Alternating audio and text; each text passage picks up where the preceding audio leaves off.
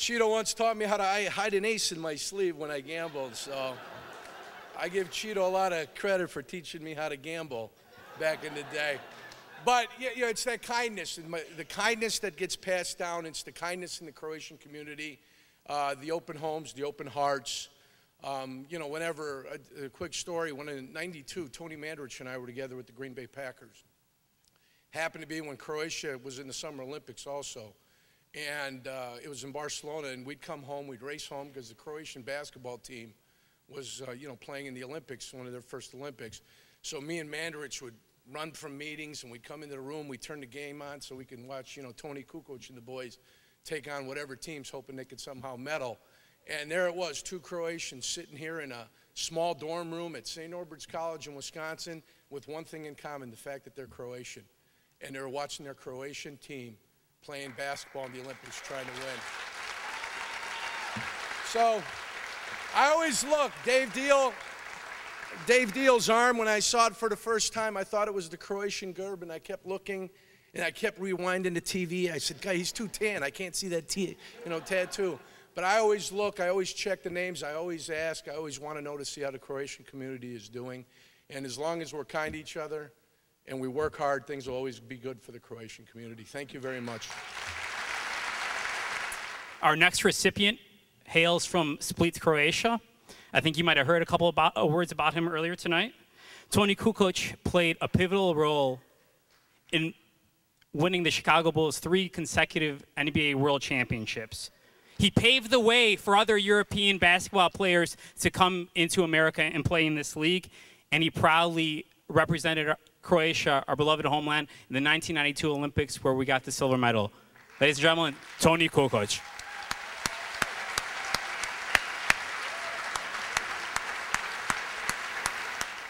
I'm going to be short. I got no stories. I'm a first generation in Chicago. My family and I, we are proud to be Croatians, but we love Chicago as a city. Well, thank you. Appreciate it.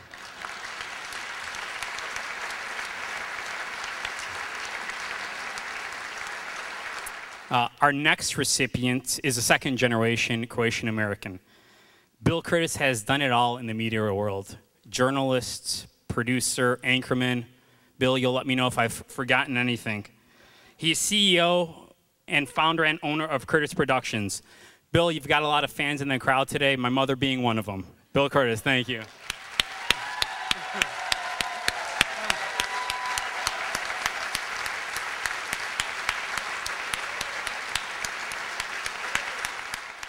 There must be a gene inside each one of us that connects us back to place and to people. And so when I come to see so many people who look like me, I'm kind of shocked and feel so good. Who knew that a country so small could have all its men be handsome athletes and all its women be beautiful?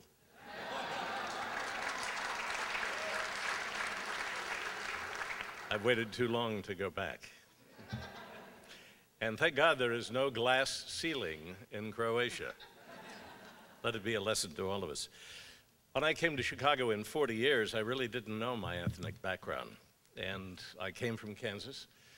My parents were in the Marines, and they traveled around all our lives. And we settled down, and there was just no occasion, because when we got here, I then realized, well, everybody knows their nationality and asks about their background. So I called my dad. It was just a month or so, and I said, you know, everybody is here, nationality, and what am I? And he said, well, you're Croatian. And I said, where is that? Croatian. And over the course of 40 years, what a wonderful journey it has been to meet other Croatians, to find a genealogy that really is so interesting. My dad came back in 1914, eventually made the military his career. His brother went out to Diehl in Los Angeles, and with a cousin started building cars. And he built the frame for Indianapolis 500 racers, and it would come to be called Kurtis Craft. And he is now in the Hall of Fame in Indianapolis. I get the genealogy reports of people from Crested Butte because the Croatians settled Crested Butte, Colorado because they were coal miners. And of course, they went to the coal mining country. So I really remember fondly. And now, after being all over the world, in this beautiful, one beautiful country after another, I wake up in the morning thinking, you know, I can't wait to get to Croatia.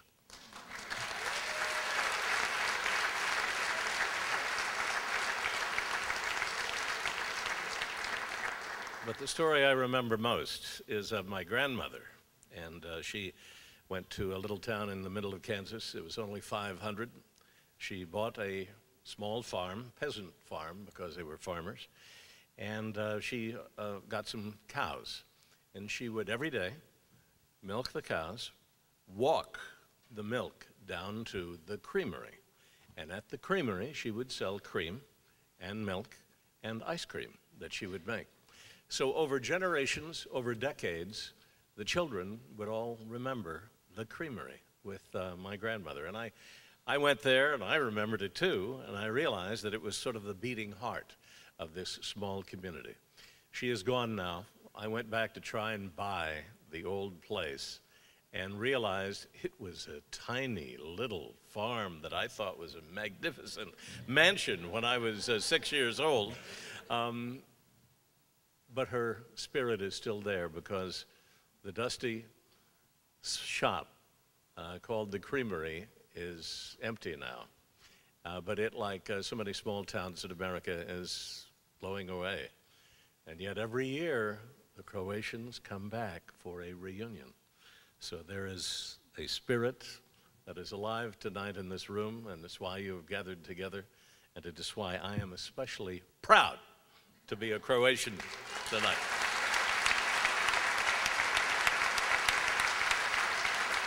Our next recipient is Mary Matalin, a famous political analyst, contributor, and advisor. Unfortunately, she cannot be here tonight, but thankfully we've got a resident historian on the premises who could actually say a couple of words. So Marija, if you could come say a few words about Mary Matalin. Thanks. Well, I just, in speaking to Mary's aunt, they actually live in Racine, but they were avid parishioners at Sacred Heart on the south side. And I started telling her how my grandfather, Ilya, and Luca were on the south side. And then I said, you know, the one with the orange Chevy Nova, which every year he would go to Kmart and buy a new can of spray paint, the orange. So by the end of like 4 years, it looked like a walking polka-dotted cheetah around the south side on 96 on Escanaba. But she said, yeah, I remember your grandparents. I said, so yes. I didn't get to ask Mary, how do they sleep at night, her and James? I mean, Republican, Democrat, how do you go to sleep? I mean, I get mad at my husband for buying the wrong milk, much less political differences. But anyway, they had a great story. Her father is featured in the book. When he came over on the boat, he was offered a banana, and he was too embarrassed to ask what it was. And he was hungry, of course. He's on the boat. He doesn't have, a lot of money. He's coming to America to, get the American dream. So he ate the banana peel and everything. And he was too embarrassed to say. So Mary is definitely one of those spirits. She knows where she comes from. She always says she's from the south side. She talks about her Calumet City roots. So I know that she is very happy and proud to accept this award. She couldn't make it today. But in honor of Mary Matalin, I believe she also deserves an award, an applause.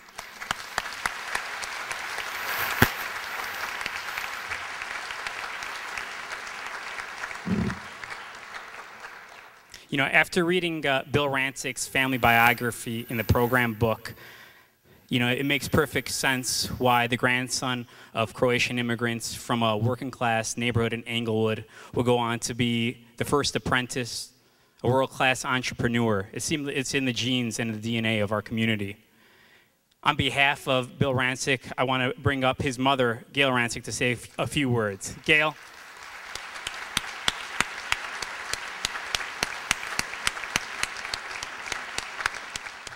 Well, I have learned two things since I've been in this room tonight. One is I should have asked Bill to write his acceptance. Two is that I'm not the only non-Croatian in this room.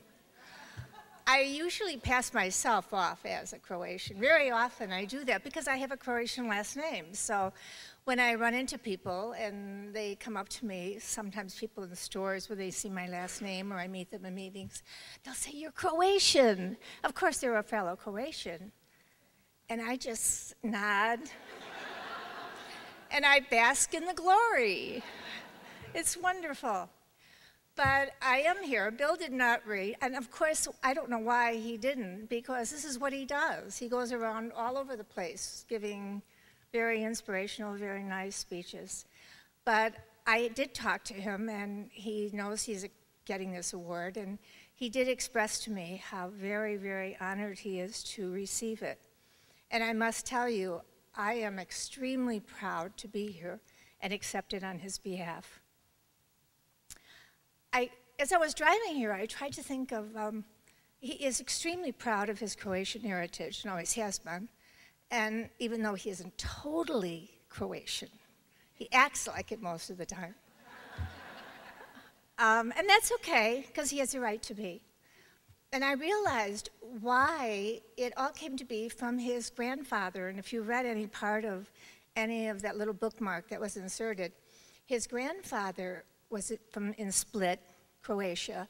At the age of 13, his mother put him on a transport ship and sent him to the United States, to Chicago, to live with cousins that he had never, ever met. Can you imagine the extreme sacrifice that she must have put forth in order to do that, to give him a better life? Because at that time, Tito was in command of the nation, and things were very, very tough in Croatia. And she wanted better for her son, Nicholas. And he did come here, and he met my mother-in-law, who was the oldest of 9 children, the Mihailovich family. And they, took him into their life, and he flourished. He absolutely flourished, and through a very, very tough time. But he never, never forgot his Croatian roots.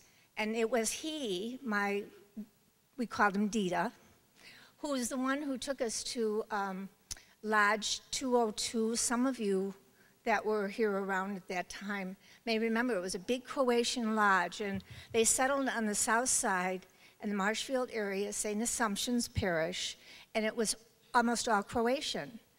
And there was a lodge, 202, and we used to go there, and Bill was a little small boy, and they had lamb roasts, and we would dance to a Marty Vikovic, I think his name was, and everybody got on the dance floor and danced, and they had all kinds of Croatian foods that were absolutely wonderful, and my mother-in-law used to make a lot of them that none of us have ever been able to duplicate, unfortunately. But I really feel that it was through that dedication, the hard work, the courage, that sort of thing is what's really inspired Bill along the way. He has done an incredibly marvelous thing, is that under the radar, and of course I'm his mother so I can brag about him, but he works with the Mercy Home for Boys and Girls and has done some wonderful things there. And he wrote a book called Beyond the Lemonade Stand, and all the proceeds from that book went to the Chicago Mercy Homes for Boys and Girls. So I am so proud of him for doing much of that. Bill's Croatian heritage, as I said, with the strength and the commitment and the courage that he has gained from the heritage of being Croatian, and the people that have gone before him that have taught him so much, including his father, who is, of course, the product of Diehl. So I know that they're both looking down right now in this room, and I can't imagine 2 people more proud of and joining me as I say thank you for giving this incredible honor to our boy. Thank you. And now for our final recipient of the night.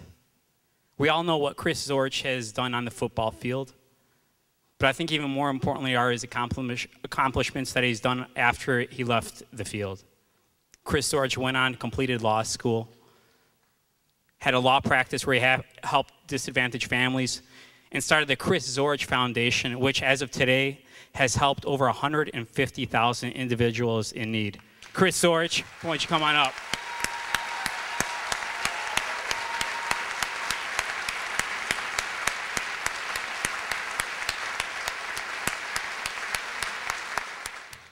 Thank you, guys. I appreciate that. First of all, don't get mad at my mom. She never taught me any lick of Croatian, so I know nothing. I feel kind of bad because folks see my last name, they come up to me and they start talking. I'm just like, sure, yeah. So please don't get mad at her. Her parents came from Split. And they came, I want to say maybe they were about 16, 17 years old, settled on the south side of Chicago, had 7 wonderful children. My mom was 4th, I think, and just had an unbelievable childhood in Chicago. No one really knew that they were really poor.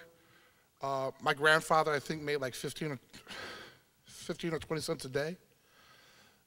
But as we heard before, the one thing I do know about my Croatian heritage is that everybody and anybody, they all came to the house. Everyone. My mom would tell me stories, I'd hear stories about how they have 15, 20 people in the house, not knowing how they were going to afford any of the meals, but there was always that love in that house. I was very fortunate to spend 21 years with my mom. Unfortunately, she passed away when I was a senior in college, but she kind of instilled in me those important values that she was taught as a child.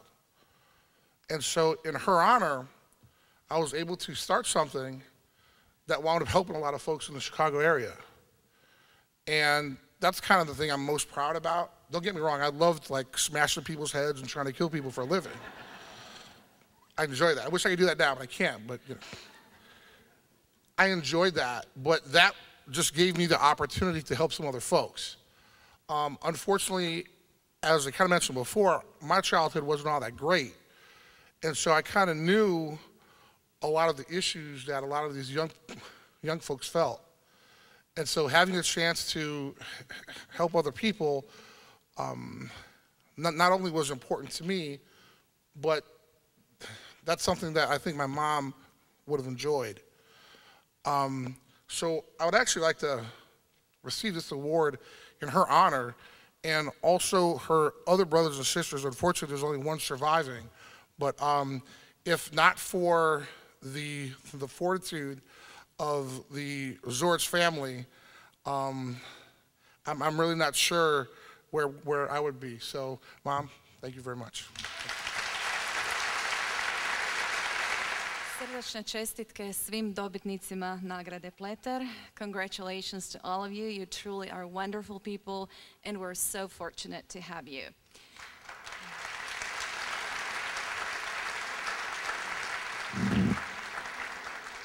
Congratulations also to Marija on the wonderful, wonderful book. I'm so much looking forward to showing it to the people in Washington, D.C., and of course presenting it to